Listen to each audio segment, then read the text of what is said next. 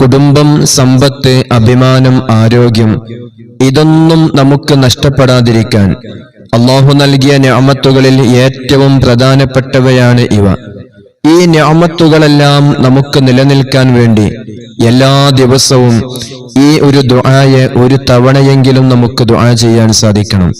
اللهم إني أعوذ بك من زوال نعمتك وتحول عافيتك وفجاءة نقمتك وجميع سخطك.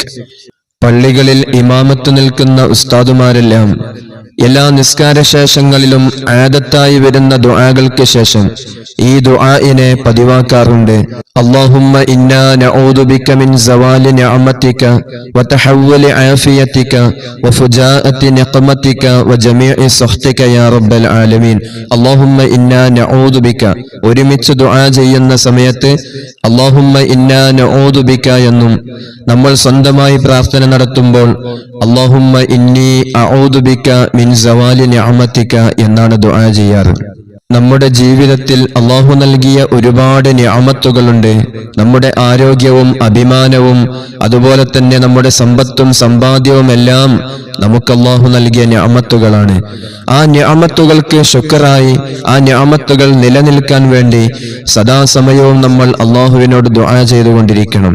സമ്പത്ത് നഷ്ടപ്പെടുമ്പോൾ, സമ്പാദ്യം നഷ്ടപ്പെടുമ്പോൾ, അതല്ലെങ്കിൽ നമ്മുടെ അഭിമാനം നഷ്ടപ്പെടുമ്പോഴാണ് നമുക്ക് അല്ലാഹുവിന്റെ നിഅമത്തുകൾ, അതിന്റെ വില നമുക്ക് മനസ്സിലാക്കാൻ സാധിക്കുന്നത്. അല്ലാഹു സുബ്ഹാനഹു വ തആല അവൻ നൽകിയ എല്ലാ നിഅമത്തുകളും നമുക്ക് നിലനിർത്തി തരുമാറാകട്ടെ.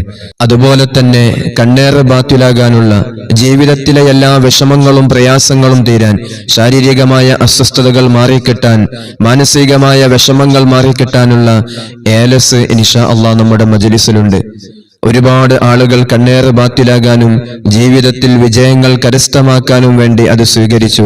അല്ലാഹു സുബ്ഹാനഹു വ തആല എല്ലാ കണ്ണേറുകളിൽ നിന്നും ജീവിത പരാജയങ്ങളിൽ നിന്നും നമ്മെ കാത്തു രക്ഷിക്കുമാറാകട്ടെ.